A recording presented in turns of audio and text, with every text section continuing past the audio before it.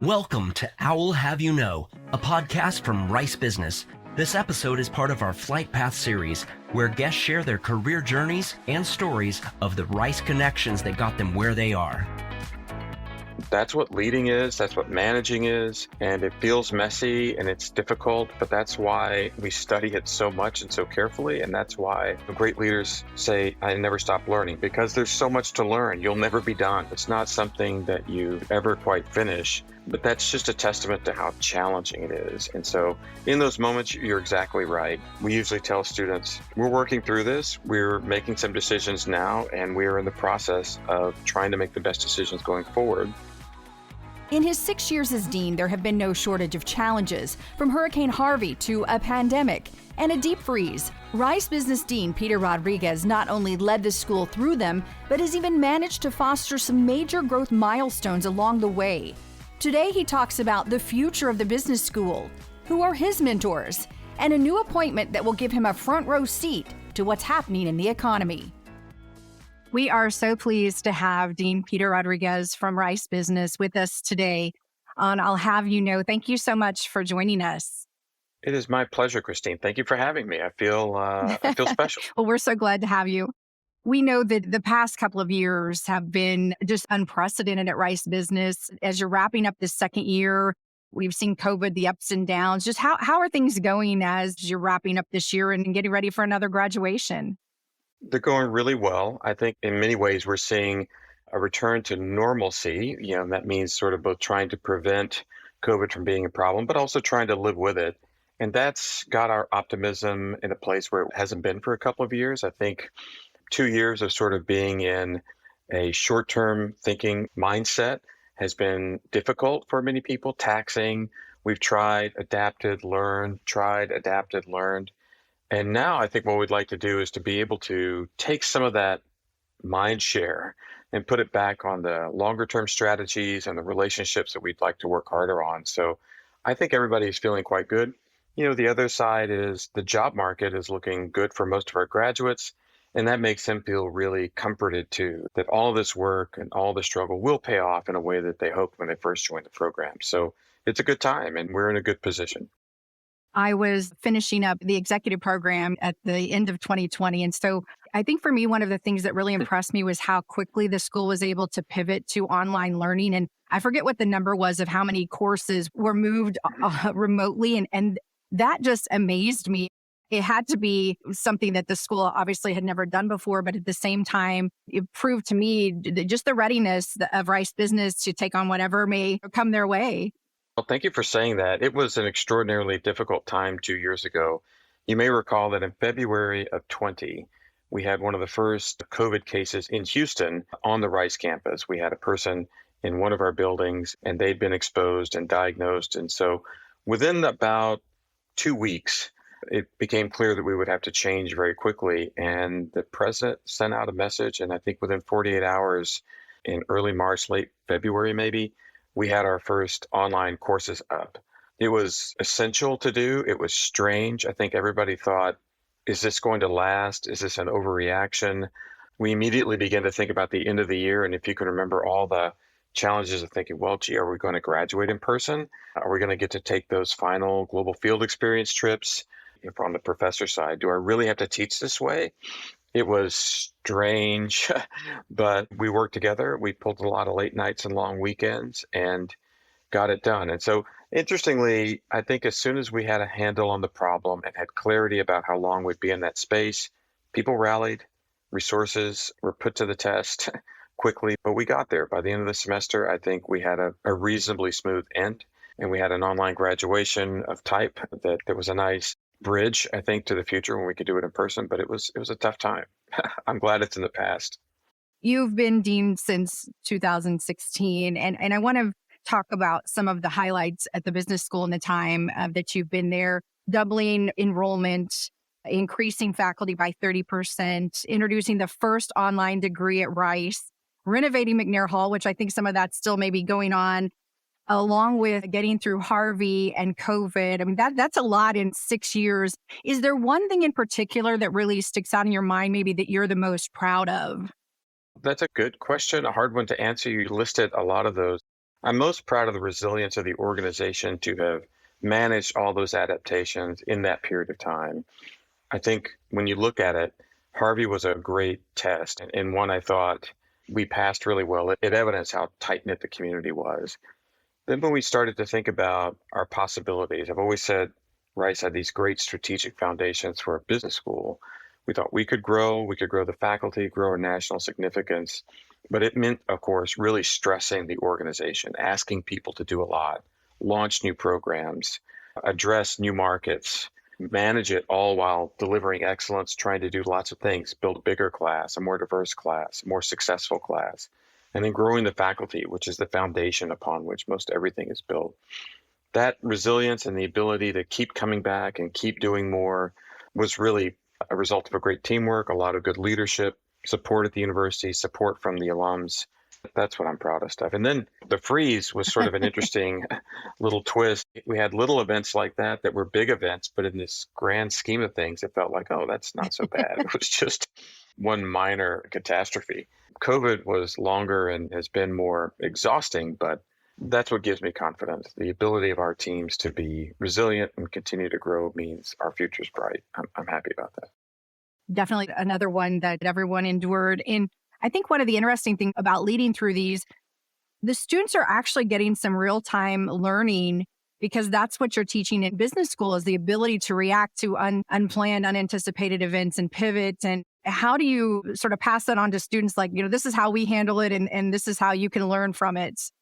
No, that's a good question. I think sometimes when looking at education or thinking about business school, people think, well, I'm going to get the formula to solve every problem, or there's a script and somewhere I can go and find out, well, this is what you do in the event X, Y, or Z happens. It doesn't work that way. In large part, what you're training to do is to be prepared for things that you weren't prepared for, to be ready for things that were unforeseeable, and to have that ability to think clearly, mobilize a team, stick true to a mission or some objectives, and hold to some values while you do the very best. And it's a challenge to do. I like to say you have to learn to be comfortable when you're uncomfortable. And what that means is, in the midst of a crisis like that, you have to figure out how to leverage working with other people, what things you need to know that you don't know, and how to make decisions before you're confident of how they'll turn out. That's what leading is. That's what managing is. And it feels messy and it's difficult, but that's why we study it so much and so carefully. And that's why great leaders say, I never stop learning, because there's so much to learn. You'll never be done. It's not something that you ever quite finish, but that's just a testament to how challenging it is. And so in those moments, you're exactly right. We usually tell students, we're working through this. We're making some decisions now, and we're in the process of trying to make the best decisions going forward, given the time we have, given the urgencies of the situation. And that's a challenge. So, in COVID, there's a good example. We had COVID, which was really, let's say, disequilibrating, some nicer word than a source of panic or tough or exhausting. But by the summer, we also had George Floyd being buried in Houston. And we had this great need to get together to talk about the meaning and the significance of this event, what was happening in the country. But we were all remote. Well, it felt like a bit of a gut punch. You're like, well, geez, here we are, almost crippled from our ability to do what we normally do well, which is get together and talk about things. And now we can't quite do that.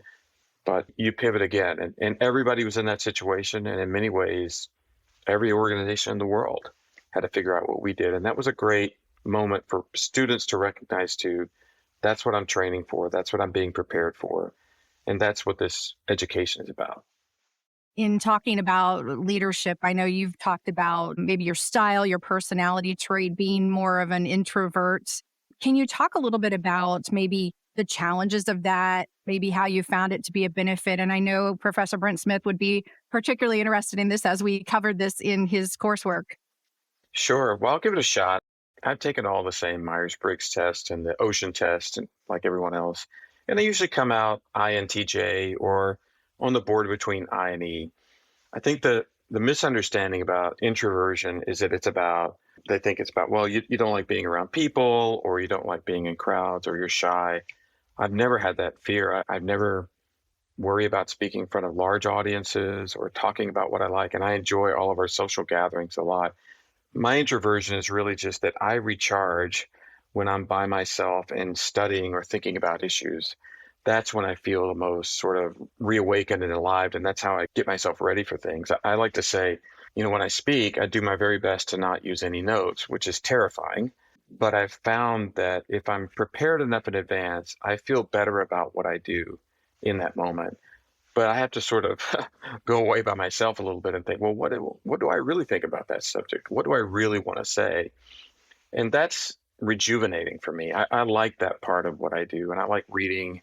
And it don't take a lot of time, but I have to have a little time to get back my sense of understanding of the world and to process. It doesn't take that long, but I like that part. And I think being a student, if you've ever been a student long enough, you have to spend a lot of time studying in the library by yourself and poring over subjects. And that suited me really well. It's still part of who I am. I want to talk about the words attentive, responsive, and kind, and how these core values, come about to you and how they're really central to Rice Business. Sure. I remember coming up with that around the time of Harvey. And it was a part of this contemplation about what's distinctive about us? Who are we?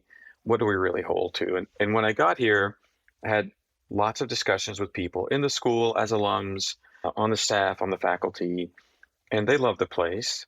And they would frequently describe the benefits of Rice as we're really small. The classes are small, people get to know each other.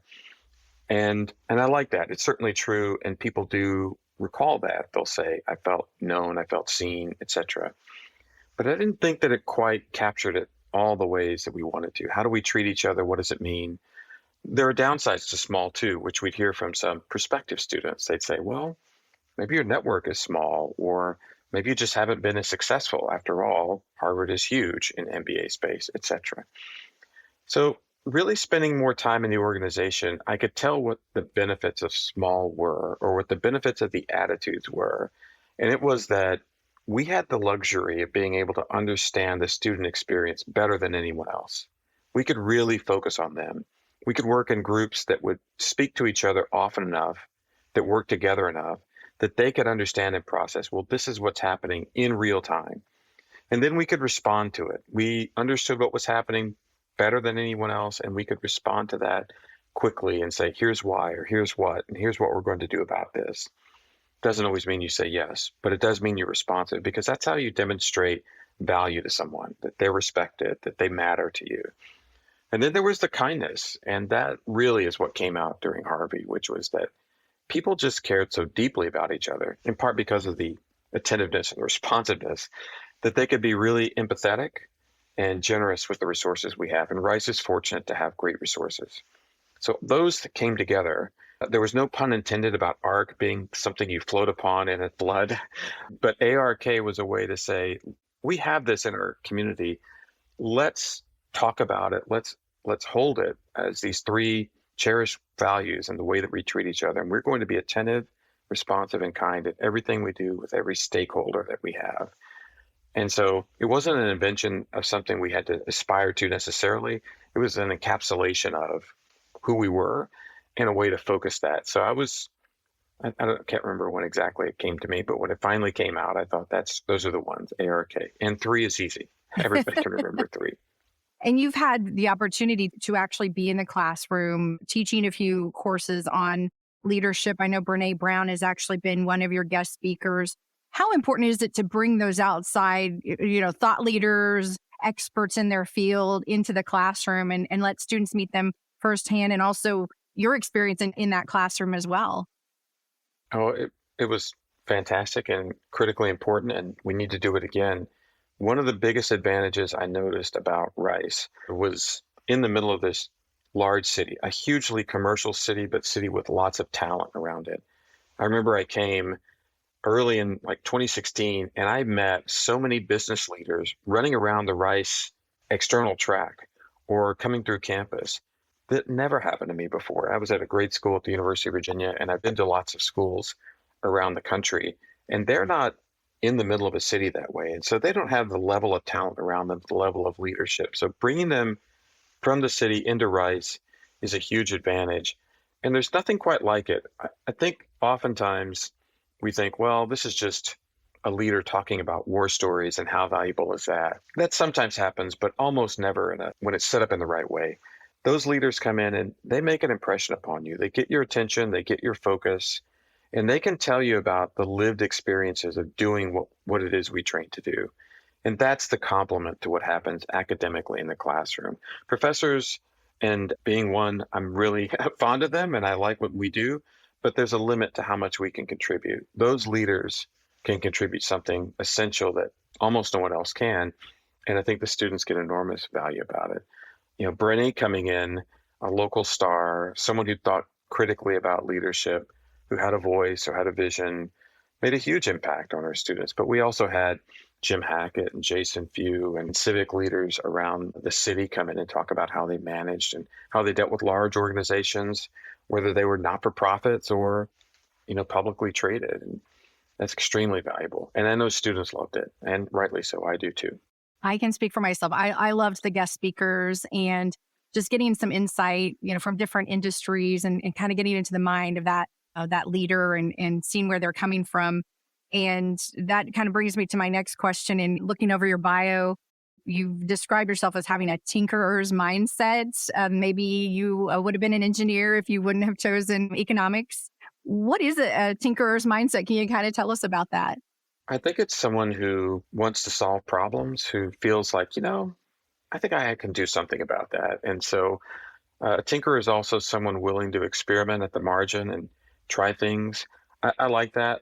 My dad was a chemist, much more rooted in science than I am, but always brought that to me. And so he was always working on projects, building things, whether they were electronics or, things from his lab. He had a lab. It was really cool. So I just developed that idea that, how you see a problem and then you experiment around it and you try things, and it's okay to fail, and then you just tweak it a little bit. In academics, that's how I think about what we do too. We see some challenges and opportunities, and I love exploring what to do about them. That's my favorite part of the sort of strategy of the school, is thinking, how can we deal with that? How can we improve? Or what could we try that we haven't yet tried? Or how could we put a variation on something out there that's working but could work better? And that's a lot of fun. So I like doing little things like that. It's just, I don't know, it's just motivating. It's part of who I am. If you're a student at Rice Business, I think it's safe to say you better like to read. And I know you're an avid reader, known for a lot of literary references in your speaking engagements, even poetry. Can you talk about maybe some of your favorite writers or current books that you're reading right now? Maybe some recommendations. Oh, sure. So I like to have two types of books for the most part. I have fun sort of year-long summer reads, if you will. So something that's going to take me away and be immersive. And then I like a lot of nonfiction, particularly around history or science or something like that. And fictional literature as well. I've liked that. I've read a lot of those in the past. But for my plain reads or when I need to sort of just chill out, Eric Larson, everybody reads Eric Larson, Splendid in the Vial or Devil in the White City, Isaac Storm, Thunderstruck is the one I have now, which is in my backpack. So when I used to do that a lot. I'd fly on planes and I always had a book like that in my backpack, but not so much anymore. It's coming back. Stephen King, I've always read a lot of Stephen King, pretty much everything. And he writes about as fast as you can read. So there's always one of his around. On the nonfiction side, I like a lot of people who think about big issues and write about them. So the book Sapiens by Yuval Noah Harari, which is a great one. And now I have Homo Deus, which I think came out a year and a half ago. It's great, historical works. Steven Pinker always seems to have good things to read and things that I enjoy and have fun reading when they come out. So he's got a book on rationality, but he did The Blank Slate. And when I was younger, my dad would go, and he used to read a lot too. And he would buy pretty much a box of books. You could go to the bookstore and you just get a box and he'd bring it home and he'd like, look, you don't have to love it, but read it. And if you don't like it, move to the next one. And that's sort of the way I look at it. He read a lot of John D. MacDonald, which is a great sort of the day, 60s, 70s, a mystery thriller writer. And then I like economists. So there's a book over there on my table by Ken Rogoff, who's a former professor of mine, called, I think, The Crisis of Cash, or The Death of Cash, maybe, talking about, in some ways, the trend towards digital or cryptocurrencies and what's good and what's not good about that. And I just read this past weekend, I finished a book by Al Roth, Who Gets What and Why. And Al Roth is a Nobel Prize winning economist who developed things like markets for kidneys, right? So how do you allocate a resource that you can't pay for and do it in a good way, or create intern matches or med school matches, or even admit students into an MBA program? That's a good summer list that will keep readers busy if they haven't read all of Yeah. those yet. I hope to have more time to read that too, but it is kind of nice to always have something. I do what probably too many people do, which is I see a book, I buy it, and then I don't have a chance to read it right away. But I guess there's always that hope. You think, oh, I'll have some free time, which you don't. But I have when I get the free time, I read and enjoy it and look forward to reading my next books too. Yes, I usually have 2 to 3 going at once, like you mentioned, different genres and depending on my mood.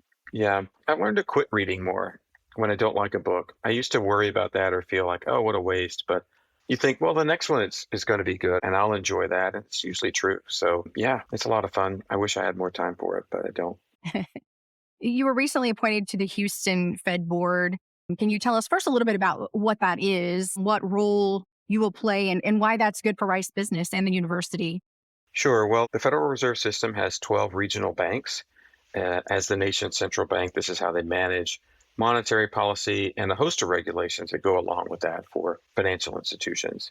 The region we are in is headquartered in Dallas. That's the Dallas Fed. And the Dallas Fed has regional boards that help inform the Dallas Fed leaders and ultimately the Board of Governors at the Fed about the conduct of monetary policy or what business conditions are like. So we're a small group and we're really there to give feedback about how things are going in Houston and the Gulf region to the Federal Reserve Board system. And that means presenting a view of the economy, presenting a view of how it's impacting livelihoods, well-being, how it's challenged, and how it matters with respect to the goals the Fed has. And the Fed has 2 broad goals: price stability, which means inflation at or about 2% over the long run, and maximum employment. 2 goals that don't always go together, but have to be balanced. And so that's my role as an economist and someone who taught macroeconomics for 20 years. It's sort of a nerd paradise for me. I get to talk about what I really love and ask questions and dive in more deeply. That's a blast. But it also helps me because I am at the table with lots of business leaders, hearing what they're seeing, what they're feeling about where our environment's going, what's happening, not just nationally, but in Houston, how they're dealing with problems. And so from my perspective, which I can use to inform the strategy of the school, it's hugely valuable.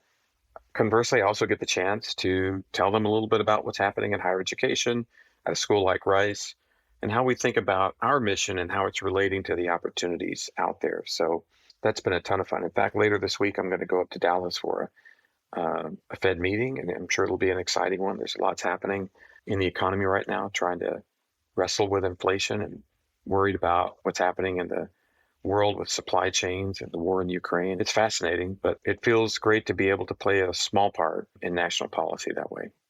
And always a critical topic, but I feel like right now in particular, like you just mentioned, very delicate time, I guess. It is. I don't think you always think things are going to be normal, and then the unforeseen happens. And so COVID was in no one's script. I mean, we can point back to the pandemic of 1918, but the lessons there are far different. It's a very different world in which that took place. And so trying to glean what you should do with respect to monetary policy based on something that happened over 100 years ago, really at the dawn of central banking, isn't as useful. So in many ways, this is the first time this has happened. And it's changed the way people spend money. It's the way you produce, shortages, what's in demand. We also have, extraordinary trends for energy transition to combat global climate change. This war has disrupted supply chains, and the globalized world is showing its fragility. It's super tough. It's really difficult to do all that, but it is something that's also really gratifying to be involved with. And you can also feel that, it's important to do your best to contribute to the solutions people put forth. Obviously, a lot of people look to you for leadership, mentorship, within the school and beyond, and particularly in some of your external roles. Who do you look to as a mentor, or who have you looked to in the past, maybe? I've had good bosses and good colleagues. I think all those have been my chief mentors. And now I can say that I also work with a number of folks on external boards, leaders of corporations or not-for-profits that have been great for me.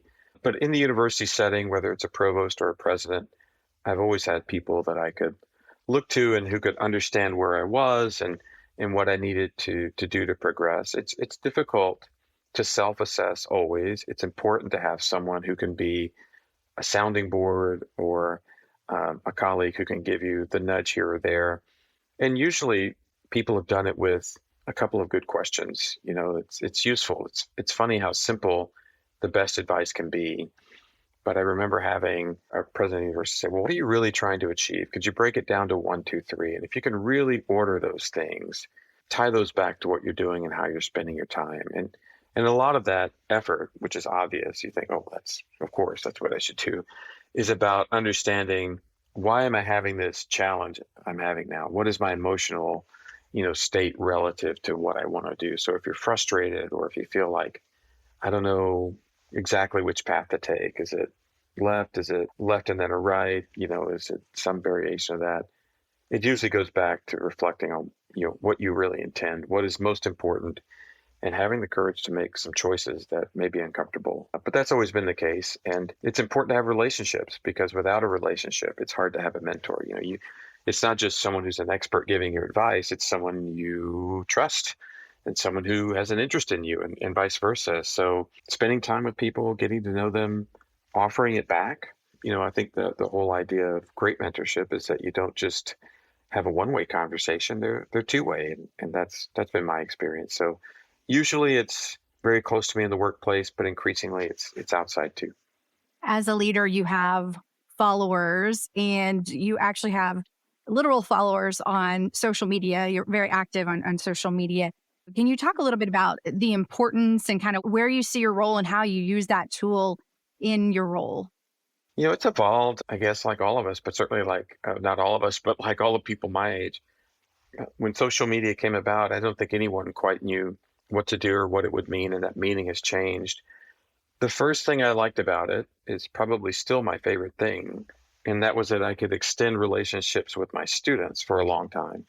Because, back in the day, you might graduate and there was no LinkedIn or there was no Facebook or Instagram. And so you waited for reunions, or you'd hear secondhand, oh, well, that's what Christine is doing now. She's gone on to, and you're like, oh, great. Well, maybe we'll see her again, or maybe I'll run into her at an alumni event. But social media was instant. And so with the world happening around you, you could stay connected. And I remember precisely that it was during the Great Recession of 2008 and 9 that was wonderful for me as a professor, to be able to write about what was happening in the economy and having former students, lots of them, right back in the moment. Well, what about this? Or I saw that. Or here's a great lesson I learned in our classes that seems to be happening today. That was thrilling.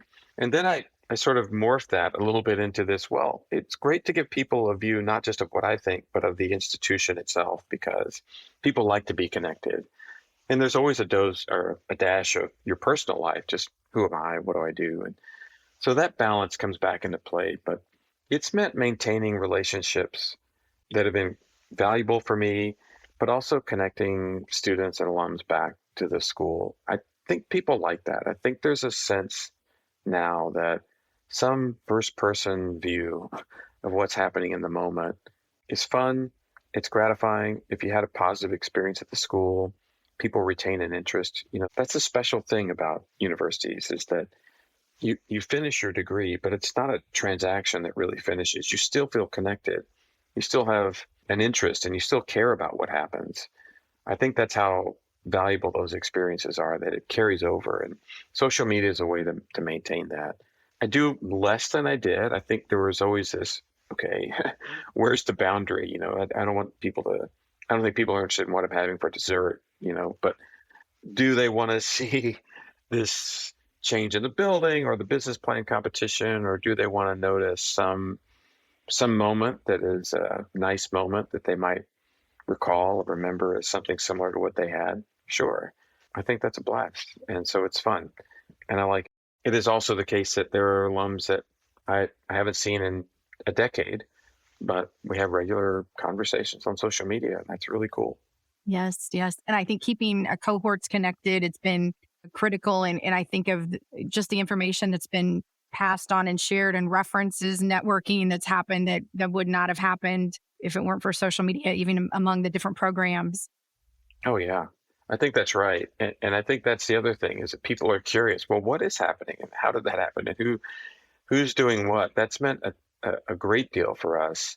It's made the goodbyes a little less difficult because you think, Yes. well, I'll be able to see you and I'll be able to know what's happening. And that's great. When you make strong relationships, that's what you want. I tell people, and it's true for your program and all the others, as adults, you don't get many opportunities to really form relationships like this, like you do in an MBA program with people from wide variety of backgrounds whom you would never have met before, but you get close. It's wonderful. It is. It is a once in a lifetime experience that I wouldn't trade for anything. Yeah. I'm glad. I know one of your hobbies is photography. Can you talk a little bit about how that started and what do you like to photograph? I don't know how much I liked it but when I was 18, I got a Canon AE1. I don't remember why I asked for it, but my parents, that was my first, SLR, single lens reflex camera. And I think it just appealed to me because you could be a little bit artistic if you tried, but you didn't have to have hand skills. I've always wished that I could draw or had beautiful handwriting, but I never really did. And so photography was a way to just take an eye for a space or a scene or thinking about light, and you could do something a little fun with it. After I had kids, that just sort of exploded because suddenly you have your favorite subject in the world and you think, oh, this is an important moment to capture. And that's not always true, but you do it anyway. And so I like that. And then I love to travel. And, when you see parts of the world that affect you or that you think about, shape the way you see life, you want to save it. And so the best souvenir for me was always, a picture that I could look back on and remember. And that's the same for my kids, in many ways. What I like isn't the scene that I've saved, but I remember them looking at me through the lens and thinking, oh, it was a great moment. I'm fond of that. And I can sort of plug back into it. I like photographing city scenes. I think the skill I don't have that I really like to work on, my wife is much better at this. It's just somehow getting the composition right without interfering with the moment. So something is happening and you snap it. It's not just the candid shot, but it's kind of getting the spirit of it in the right moment without interfering. I'm the arranger. I like to push people around and say, you go there, stand here, chin up. You can get a technically beautiful picture that way, but it's not as wonderful. It doesn't have the soul of the others. And so I'd like to be better at that. But it's fun. Digital photography changed everything. You could suddenly snap everything, an infinite amount. And so I've worked on that. And for a while, I was doing everything on my phone just because it was so convenient. And suddenly taking around a big camera felt weird. But I've gone back and forth, still trying to get a little bit better, but don't do it enough. A work in progress. Always. As we wrap things up and talking about photography and a picture, when you think of the picture of Rice Business in 5 years or maybe even a decade out, what does that look like to you? What are some of your biggest forward-thinking goals? I've always felt like Rice Business had the best strategic foundations of any business school in the country. And what I meant by that was this great global city, connected everywhere, super diverse, wonderful commercial future ahead of it, in the middle of a state that is vast and that is underserved with high quality business education. I think if you look at the Mid-Atlantic or the Northeast or the West Coast, there's a denser provision of these things. But here, this great vast land of opportunity, we have less. And so Rice has a great opportunity there. We've been growing to a scale that could meet those needs with very high quality resources in the form of great students, great scholarship from a world-class faculty. And we have both of those right now. And we're building an even better faculty, and we're getting even better and more diverse students all the time. So in 5 to 10 years, I think we will be recognized for the school that we are now, and will be even more so then, as an essential place in the top 10 to 15 business schools in the country. And I think unquestionably the best one in 1,000 miles of Houston, Texas is probably right. And by that, I mean, this is where people go because they have to have the talent that's here. They need to have the training and the expertise that is here. And so we have that ability to contribute not just to Houston, but the state and beyond through that academic mission. And I see that coming about in all that we're doing. So 5 to 10 years, we'll have a much more robust undergraduate program to complement the graduate programs that have been world leading for a while. So we're going to be a really special place. I think people will look back and think, wow, it's hard to imagine that, in the early 2000s, it was a smaller place or less recognized. I think it's going to be that significant. Right. And in a few decades time, competing with schools and programs that have been around for far longer. I think that's right. People don't always remember. The first MBAs were at Dartmouth, the tech school, and I believe they graduated in 1900, so 120 plus years ago. Even schools like Emory had been around for more than 100 years. Rice is an absolute newcomer in those terms, but our acceleration and our trajectory mean that we'll be with them and beyond them, I think, at some point. And I can't wait. It's going to be exciting. Is there anything else you'd like to add today? I just like connecting with all the alums at Rice and everyone who's interested in the community. And I'm just grateful to everyone for this opportunity. I think when I was considering what to do 6 years ago before coming here, it didn't take me very long. And that's because I knew what was ahead. I suppose you could say it was a chance, but I've been extraordinarily pleased, and it fulfilled all my expectations and more. So we've got a great school, and I appreciate everyone's part in it. Well, we want to thank you for taking time to chat with us. I know a lot of alums and potential students will be interested in hearing our conversation, so thank you so much. No, thanks to you, Christine. It's great to have a pro like you interview me and be a part of this great podcast, so thanks. Thank you, Dean Peter Rodriguez of Rice Business. Thank you so much for joining us today on I'll Have You Know. Thank you, Christine. This has been I'll Have You Know. Thanks for listening. You can find links and more information about our guests, hosts, and announcements on our website, business.rice.edu. Please subscribe to this podcast wherever you find your favorite podcasts and leave us a comment while you're at it and let us know what you think. I'll Have You Know is a production of Rice Business and is sponsored by the Rice Business Alumni Board. The hosts of I'll Have You Know are myself, Christine Dobbyn, and David Drew Gleaver.